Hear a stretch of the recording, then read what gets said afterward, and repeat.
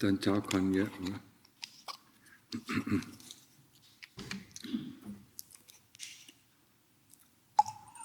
ปกติถ้ามีพระป่าจะเยอะกว่านี้อยู่จ้ะปกติจะเยอะกว่านี้นะคะไม่เหรอวันนี้เยอะกว่าปีไก่แค่นี้ก็พอแล้วมันยุ่งมันปุ่นวายนะวันนี้ก็เทศภาษาไทยก็นานแล้วนะเดี๋ยวนี้มีแต่คำถามเรื่องภาวนานะคนไหนก็มีคำถามผลมีคำถามไหมไม่มีเจ้าค่ะไม่มีอาจารย์เราจะทำยังไงดีกับว่าเราชอบดูคำภาวนาอย่างเช่นเวลาเราไปกวดหรือว่าเราเดินไปกินข้าวหรือว่าอะไรอย่างเงี้ยบางครั้งเราดูคำภาวนาเราต้องทำยังไงเราสติเราถึงจดจ่ออยู่ครับก็เตรียมชิดก่อนก็ไปกินข้าวก่อนนะเดี๋ยวอยู่กับพุทโธนะแต่ไม่สนใจเรื่องคนนี้คนโน้นคนนั้นนะแต่มันยากนะตื่นมาแล้วตื่นมาปุ๊บก็วันนี้เราต้องไม่ลืมคำภาวนาว่าเราจะไปทำอะไรพอรู้ตัวเองลืมอีกแล้วอะไรอย่างนี้นะเจ้าค่ะก็พยายามความพยายามทำให้เราก็มีสติตลอดนะ แต่มันส่วนมากก็ที่นี่มันเงียบนะแล้วเมื่อคนเยอะนะมันจะสนใจเนี่ยมันกลิ่นอะไรก็ได้ยินอะไรนะมันชิดจะออกง่ายๆนะแต่เมื่อพยายามนะก็ตอนเช้าก็อยู่กับพุทโธนะก่อนไปที่ศาลาก็พุทโธนะและตอนเย็นก็ระลึกนะโอเคก็เกิดอะไรขึ้นแล้วเริ่มพุทโธเมื่อไหร่เห็นอะไรที่ให้เราเริ่มเวลาที่แบบเราล้างจานอยู่ตัวเองเอาลืมอีกแล้วต้องบริการใหม่อะไรอย่างนี้นะเจ้าค่ะนะก็แค่นี้ก็หลวงพ่อก็เคยทำก็เหมือนกันนะเดี๋ยวไปทำงานนะเมื่อทำงานก็เริ่มพุทโธนะเอาทำไมก็8 ชั่วโมงหายไปไหนนะแล้วหลังจากนี้โอเคท่องแล้วก็4 ชั่วโมง4 ชั่วโมงขาดนะเดี๋ยวนี้2 ชั่วโมงขาดเดี๋ยวนี้1 ชั่วโมงขาดเดี๋ยวนี้30 นาทีขาดนะเดี๋ยวสุดท้ายก็มีตลอดนะไหนแล้วพี่สาวก็มีคำถามไหมพยายามนะไม่มีคำถามแต่ว่าของหนูตรงกันข้ามกับน้องของหนูมีพุทโธกำหนดตลอดเวลาทำให้หนูมีอาการปวดที่หนูเคยได้ถามหลวงปู่ปวดหนูจะต้องลืมพุทโธให้ได้ก็ปวดหัวเหรอก็ที่หนูมีอาการความอยากให้มันสำเร็จที่หนูเคยไปถามหนูจะเป็นพุทโธตลอดเวลายิ่งพุทโธยิ่งเป็นหนักหนูจะต้องลืมพุทโธก่อนหนูจะตรงกันข้ามกับน้องเลยหนูมีพุทโธตลอดเวลาหนูต้องลบพุทโธออกแล้วค่อยเริ่มต้นใหม่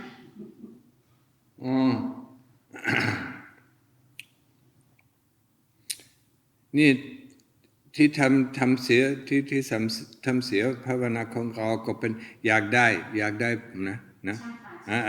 กได้ก็3 เดือนที่ก่อนมันสบายเดี๋ยวนี้ก็ไม่ทำไม่ได้นะนะแล้วมันจะแข็งแรงนะแล้วมันตัดออกนะโอเคไม่ได้พุทโธนะทำช่วงแรกก็ทำชาพุทโธนะ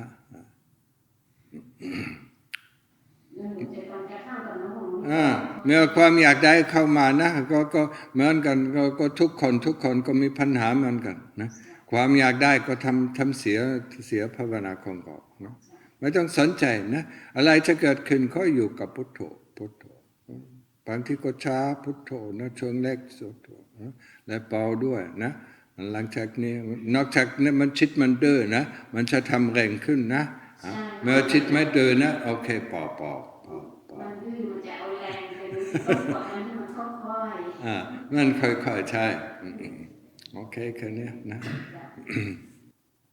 โอเคพยายามนะเดี๋ยวนี้มันจะเงียบนะไม่มีงานอะไรนะเดี๋ยวเธอสั่งกุฏิใหญ่สำหรับผู้หญิงนะผู้หญิงก็มาช่วงนี้ก็ผู้หญิงก็มาเยอะนะจนเช้าก็มาเยอะนะ ผู้ชายก็ไม่เคยเห็น มีแต่ผู้หญิงที่สนใจภาวนานะผู้หญิงที่ไปที่วัดนะเมื่อไม่มีคำถามตอนเช้าก็พูดหมดแล้วนะเนี่ยเดี๋ยวนี้เราพยายามภาวนานะมันทำให้ใจสงบเมื่อใจสงบก็พิจารณาอสุภะอสุภังนะเมื่อยังทำได้ไม่ใช่ปัญหาเมื่อทำได้นะเมื่อผ่าตัดมันจะออกนะแล้วมันจะเห็นเนื้อไหม ดูนี่มาจากนี่เหรอ แล้วลูกสาวเคยดูดนมนะ เนี่ยก็เนี่ยมันร่างกายเนี่ยเข้าใจไหมทำไมของเราติดกับร่างกายนี่ถามตัวเองนะเรื่องนี้เรื่องเกิดมานะก็ฝึกร่างกายนี่18 ปีนะใช้ได้ประมาณ30 ปีหรือ35 ปีแล้วหลังจากนี้ก็ไม่ได้เสริมไปเสริมลงนะพิจารณาบ่อยๆในเรื่องความตายก็เหมือนกันนะพิจารณาทุกวันของเราเกิดมาแล้วเวลาเกิดมาแล้วนะเดี๋ยวนี้จะตายแล้วนะแล้วหลังจากตายนะมันจะเกิดใหม่บอกตัวเองนะเดี๋ยวจะเกิดใหม่นะเมื่อไม่ได้หาทางออกนะต้องนะนี่ทำให้เรามีกำลังนะกำลังภาวนาเนี่ยโอ้ยอยากเกิดอีกนะโอ้ยไม่เอานะเอาภาวนาต่อไปโอเคแค่นี้ก็พอแล้วนะ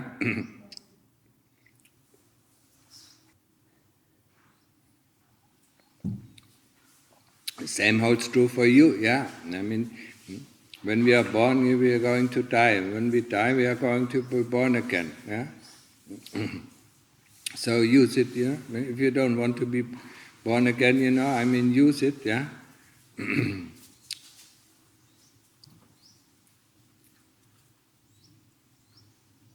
to boost your practice, yeah. So, Laura, how are you doing? All right. You like this place? And I mean, the same thing holds true for you. I mean, we practice here, yeah. Practice as much as we can, yeah. I mean, 10 hours is not enough, yeah. Maybe the first week, 10 hours, and then afterwards, more, yeah. How many hours do you do per month, Emily? Depends on the day. Sometimes it's only 6 hours. Yeah. We have here, I mean, it's a perfect place, to practice, yeah. If we spend only 6 hours practicing, we can do that at home, yeah. I was doing it on the weekends, 6 to 8 hours on the weekend when I was working, yeah. So I mean, I didn't need a place, to practice, yeah. So 10 hours, 12 hours, 14 hours, 16 hours, yeah, we can practice, yeah. And the longer we practice, the less, we give time, for the kilesas to run around. I mean, the better it is, also the next day. But of course, I understand, for the first 3 days, I mean, it is just pulling through, yeah. I mean, we have to pull through, yeah. I mean, 12 hours, we have to pull through, yeah. But, once we get going, I mean, it rolls on by itself. We are not interested in what is going on.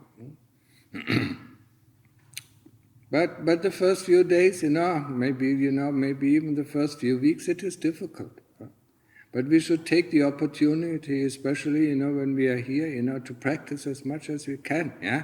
I mean, both of you were in Amravati, you know how many hours you could practice, and how many hours you worked, and then you were tired, yeah, because of working, yeah? Here you don't have to work, you don't have to cook, you don't have to prepare. The only thing is, a little bit of sweeping and taking care of the dishes, yeah? I mean, that is not a lot, yeah? But one can get distracted very well, yeah? So, no talking now, huh? How long did you stay in Amravati? 1 year. 1 year. 1 year? Amravati. You never went to Chittas? or 2 weeks in Chittor. And did you go to Harlem? No.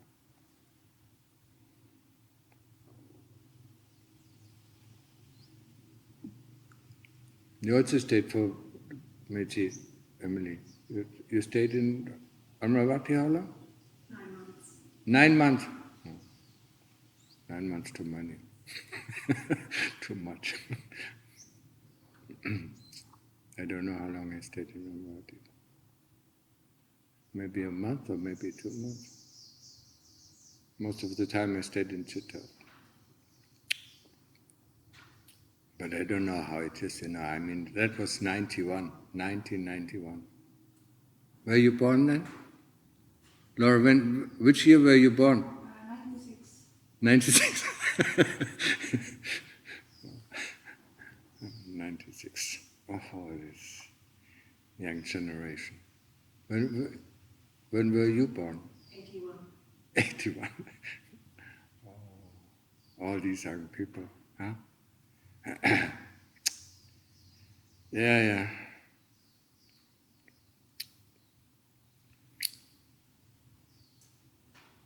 So you have enough, you have enough power, to practice, Practice as much as you can.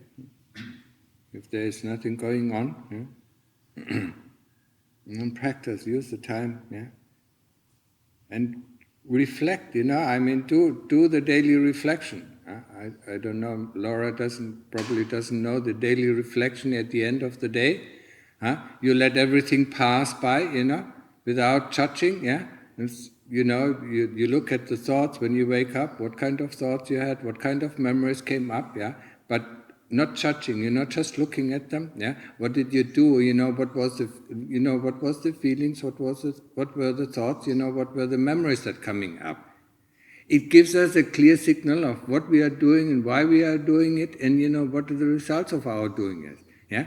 Otherwise, we will never get that. We will never get down to eradicate the kilesas. That constantly drive us to do it. The kilesas tell us to do this. And then we go ahead. Why do we do these things? So when we let pass by, half of one or a full one, we see what is going on, what is changing our moods, what is, where is the anger coming up, and why is the anger coming up, based on what, we have to see this, We have to clearly, just like a program, we have to see it, go to anger, but what came before the go to, And the anger flares up very easily,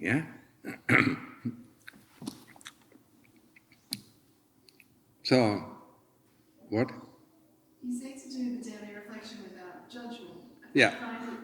Yes, it is very difficult, but you have to learn it, Because the judgment already, misleads you, not seeing the things clearly as they were, So if you say something is bad, that's it, there's no. You have to show the heart what it is doing, Because we don't have really that control over the heart, So the heart does these things, and the heart has to see what is good and what is bad, but the heart judges on its own, But if the kilesas come and judge, that was good, and then it's fine, we don't go into depth, And if something is bad, we want to try to get rid of it. And that is not about the reflection. The reflection is clearly seeing, Just like, I use the opportunity to stay here in the woods, observe ants and observe animals, what they're doing. You don't judge, what they're doing. You just look what they're doing, And that is how we should do the reflection. I know it's difficult because we are so judgmental,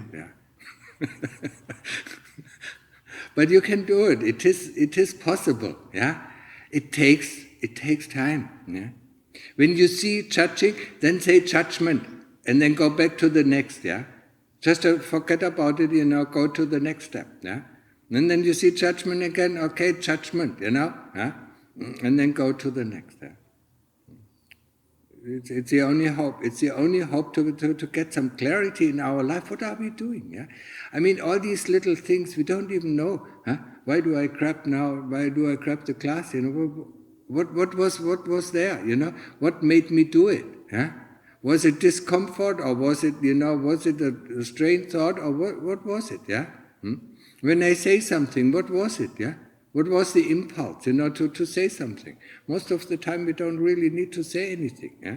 But, yeah, I mean, there is some fear, yeah?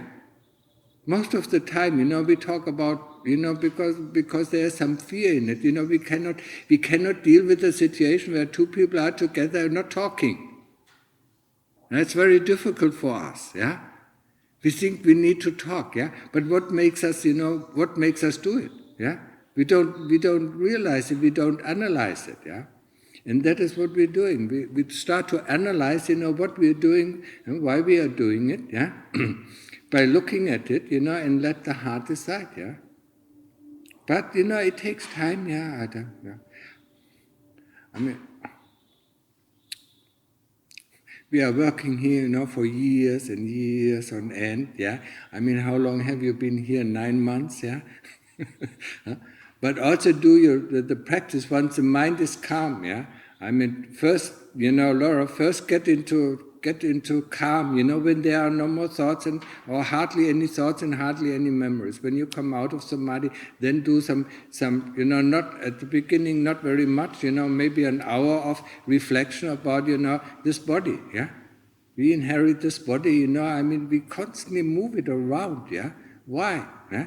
And the people in the world, you know, looking after this body all their life, yeah? They're working very hard, yeah? And everything has to do with the body, yeah? They're working for this body, in the end, this body dies, you know, and so, I mean, what was the purpose? And in the next life, when they are human beings again, they do the same thing.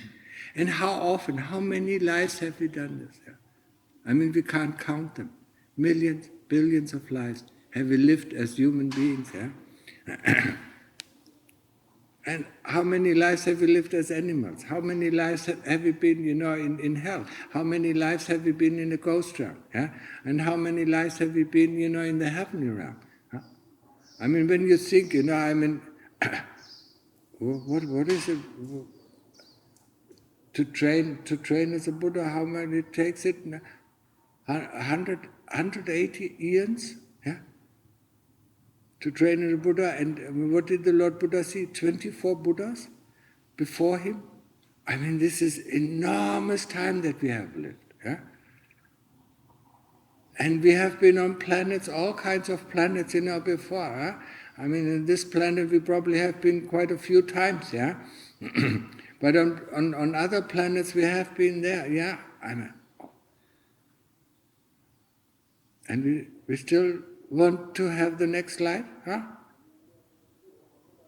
Ask yourself, yeah? It can give us, you know, it can empower us, you know, to do a little bit more practice, you know, and to get a little bit deeper, you know, not to give in to the kilesas that tell us, oh, the world is so nice, yeah? That when the kilesas tell us the world is so nice, then ask yourself, why did I come here in the first place?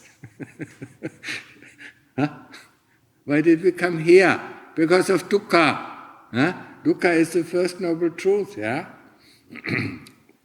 We came here, yeah, because we were dissatisfied with our life, yeah?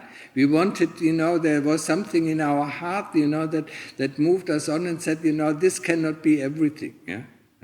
I mean, you know, when we look at the normal people, yeah, when we look at the normal people, what they do, you know, I mean, they go to school, you know, after school they get a job, you know, then they get married, you know, they have children, you know, and then they die.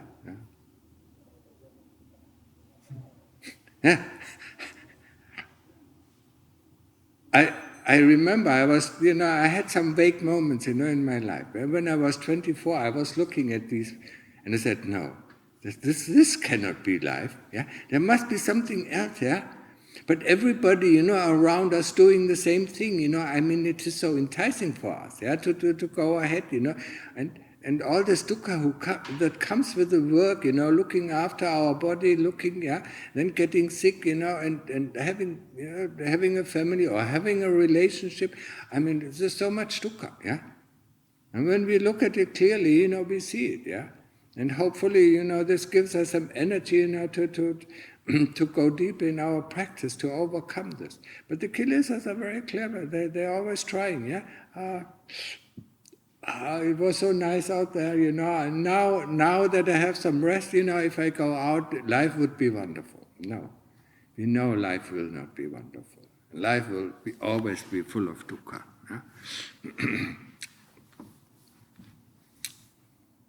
And that is what the Lord Buddha said about the human life. We have dukkha, we have some sukha. We have some happiness and we have some unhappiness.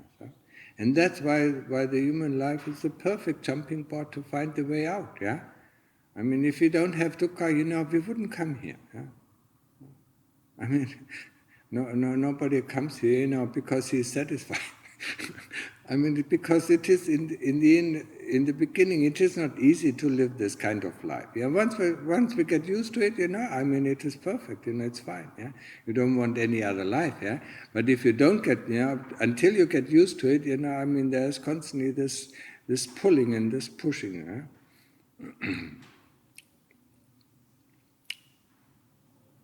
So, do you have any questions? Today, I mean, there was a lot of things going on. So, do you have any questions? Laura? Maybe Emily? Huh? No questions. So, you? Any of you? Huh? So do your samadhi, seen samadhi panya, that is the way out. Seen? I mean, we keep the 8 precepts when we are here, as lay people, and the monks, keep 227, and the novice, keeps 10 precepts. That's it. We don't fiddle around with the precepts, because this is one of the fetters. When we think about, it's probably the second, or sometimes I mix it up, it's the third fetter. The second fetter is the attachment to this body. I mean, get out of the body, see that the body is not you, and then it's fine, then you cut this fetter. But it's difficult to get out of this. Get out of this body and have a look. It looks like me. That's interesting. And then you turn around, you look around. What? And what is it that looks at the body? That's the citta. So, I mean, then you see clearly, the body, and the body doesn't move, when the citta is not in. It's just like the car doesn't move if there's no driver. It doesn't go forward or backward or sideways, if there's no driver in there. And that's the same with the body. If there's no driver in there, the body doesn't move. So when you think, it's the body that moves, no, it is the citta that moves the body.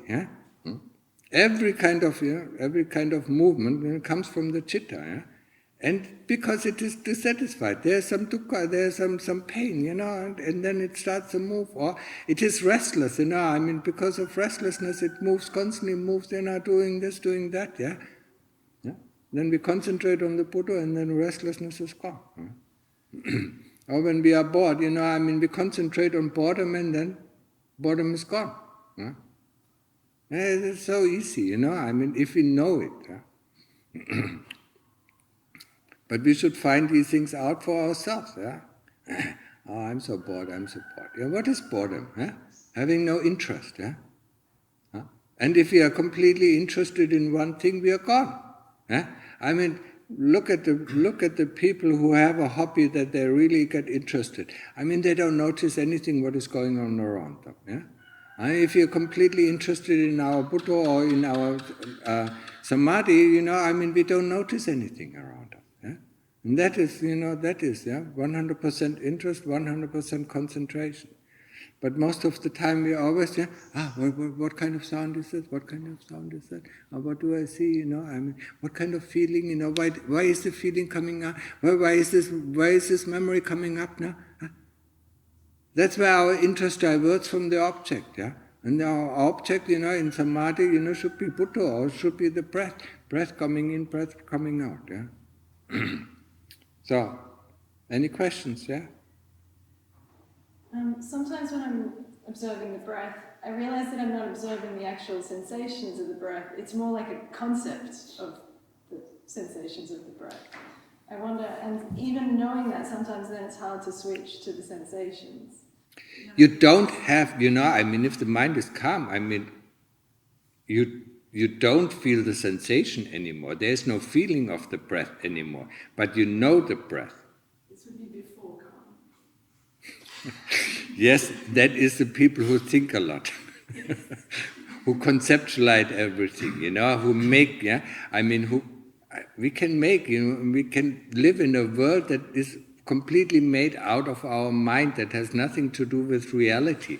So, then, then pick yourself, and see, this is feeling, So yeah, that's what I sometimes do. I sort of widen the perception to actually go into other sensations that are maybe more easy to know. Yes, but then go, just as and then go back to the breath, in the beginning, yes, you really feel it, but it is also, it is the interest, that gets us to the knowingness of the breath.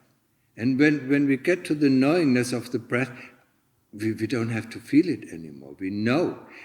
And it is a similar, it is not a feeling in the sense of a feeling, but it is the knowing, the knowing. When I get really concentrated, I know that the breath goes through the skin, I can feel it, not in the sense, of our usual feeling, but I can see it coming in, Even in my toes, I can see it coming in, the whole breath body, And when you look at one of the suttas, that is, the whole breath body, but that needs a lot of good concentration, And then you know it, But it is the same thing, Knowing and thinking, it seems to be one of the same thing, But it is very different, The thinking is very noisy. The knowing is very subtle, And that is the same thing with the feeling, with the bodily feelings and the internal feelings, I don't know how to describe it. It is something like a feeling, but it is more of a knowing, And you see it, everything get interested in the breath, Look, look, when you get interested in the breath, what happens, when the out-breath stops, or when the out-breath is gone, There is a second, before the in-breath comes, try to concentrate on that, try to catch that, Don't manipulate it. Then you gasp, Don't manipulate it, just catch it, that keeps, this is the fastest way if you do breath observation, that's the fastest way to get completely concentrated, because you will never be able to really catch that point,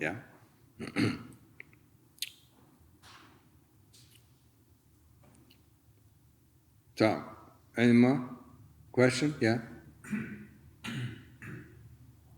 It said unconsciousness or subconsciousness. Yeah. And those things also one part of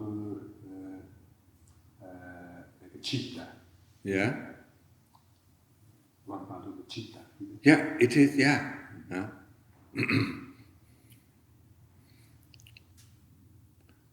A crude simile is, you get a brand new car and then you put all your stuff into this car, So, you put that things in the car. So, and what do we do the first 18 years? We program this body. We put the memories, into this, into the brain, we put the thoughts into this brain, we put everything into this body, but when you get out of the body, there's still memory, there's still thoughts, we just put, a part of this into the body, So consciousness, unconsciousness, it is part of the body, It's very interesting when you see, we constantly think that we are constantly conscious, but we are not. Once you see it, that that consciousness, arises and ceases just in the same way as every kind of feeling, every kind of thought, every kind of thoughts, and every kind of memory. Yeah, that is amazing. Yeah, when you see it, arising and yeah. It's very short, most of the time it is there. It is like when you look at you're probably too young, to know, when they had, these film, in the film theaters, if it was not synchronized 100%, you saw a black bar, sometimes appearing, yeah? But the picture is big, the black bar is very small, yeah? And that is when the conscience disappears for a moment and then it comes back, and then, yeah? So actually you have only moments of consciousness, yeah? But when your sati is extremely good, then you can see this unconsciousness, and you see, the chitta doesn't disappear, yeah? If something is got unconscious, yeah? And then you see it coming up again, and then you see it disappearing, and then you think, what the hell is going on? What is happening? Yeah, it's quite enlightening, yeah, to see that. But you have to work on your samadhi, yeah. You have to work on your sati, yeah. Without sati, we don't see. It is our eyes. Sati are our eyes, to see all these things happening, yeah? And for the developing sati, this daily reflection is very good, it brings up, brings up to speed. Yeah? Okay, understood? So, now, if there are no other questions, huh? Carlos, how are you doing? Tired. At the moment, quite a bit of work, huh? But you still do some practice in the evening, huh? When I don't have too much pain, Pain? I hope it should be over pretty soon, huh? Yeah, hopefully. Okay. So what are the questions? What are the 16 opportunities to decide in any given situation? The 16 opportunities. These 16 opportunities and the 17th opportunity of the free will comes actually from Luang Pu Tet, yeah. He was excellent in samadhi, and he talked about it. And he said the 16 moments that we have, yeah, or the 16 opportunities that we have, are all dependent on karma. Yeah? It is some of it is weak karma, very weak karma. Yeah, it is like these 16 moments. We stand at the crossroads with 16 different roads, and we decide which road we go. And most of the time we go the road that we already know, yeah, or that is most familiar to us, and that is the heaviest karma, yeah? That leads us always in the same direction. But we do have the opportunity to choose another road, yeah, and these are the 16 different kinds of karma that we have. Yeah? And the 17th is a completely new. It is completely unrelated to karma. That's what we call free will. That is not dependent on any kind of karma that we have acquired. That's why we can, that's why we can choose, yeah? How can we choose, to become, to become monks, or to become recluses, yeah? Or to become mechis, yeah? We do have to have a free will, to choose a completely different path that has never been, there before in our life, yeah? Okay, next. I observed that I'm controlling my breath before and after jumping into the chitta. Should I wait for the breath until it gets subtle or difficult to observe before taking a jump into the chitta, or can I jump into it before the breath becomes subtle? No, you don't jump into the chitta. When the breath is still there, you don't jump into the chitta. When the breath stops, then that's the moment where you jump into the chitta. But that's where also fear arises the strongest. Yeah? So you have to be carefully. Now, trying to jump into the chitta, just makes us completely restless. Yeah? Observe the breath, until the breath is calm, until until you don't feel it anymore, and until you start knowing the breath, and then it becomes very calm, and in the end it will stop, yeah, And that is the point where we jump into the citta, into the knowingness. Yeah? That's more precise. We jump into what knows that the breath has stopped. Yeah?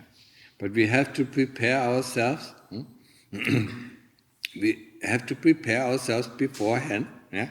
Just like little children, have to prepare themselves when it gets dark, that they wake up, the next morning. Yeah. So, and we have to prepare ourselves. Whatever can disappear, let it disappear, and whatever is stays on, that will stay on, and this is what we grab hold onto.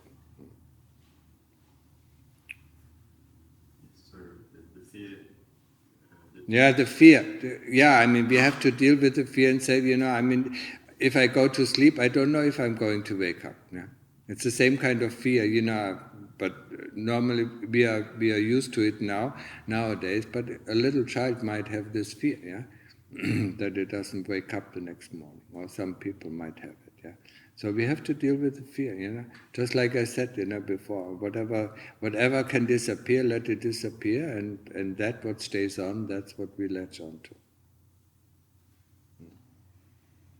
Recently, when I just entered Upachara Samadhi while meditating at the edge of the woods, I heard the sound of flight.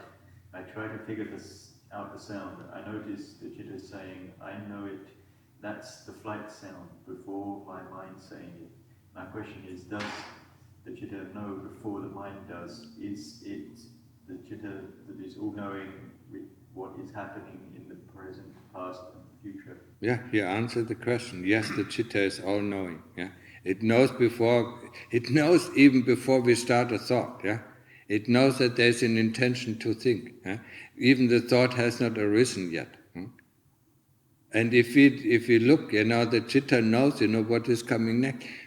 It's very interesting. Yeah? When we listen to talks, especially when the talks are coming from the heart. When we listen to a talk of a Kuba Ajahn, we know exactly the next word. What is coming, he hasn't even uttered it. We know it already, yeah. But we didn't hear it, yeah. It happened to me. Where was it? In England. I was there. My sati was quite good, so I could listen to it. So one of the teacher, made a joke, and I already laughed before it came out because I thought it was so funny. And then the teacher wanted to know, how do you know what I'm going to say? Yeah. So we can know, just a few seconds before, yeah, because the citta knows the intention of other people, yeah. That is the language, yeah. That is the universal language, also between animals, any kind of being in all these 31 realms, has the same language. It's a language of intention. If we are at that level, we can understand, yeah, or we know, yeah. So that is normal. But don't be interested in what this flight of sound is, yeah. Even when the citta, the knowing is there, yeah. But don't go into this knowingness, just go on and observe the breath. That is the best thing you can do. Otherwise, you get confused, yeah. Yes, we do know before anything happens. Yeah? I tried it out very often, just a few moments, yeah. We know it, yeah. But we do have to have extremely good sati, to be able to do that. Yeah. So, okay. Then for today it is enough. Yeah. Quite tired. Yeah.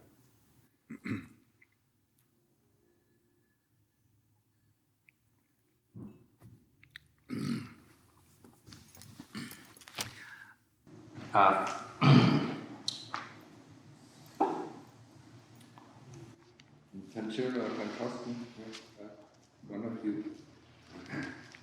comes to the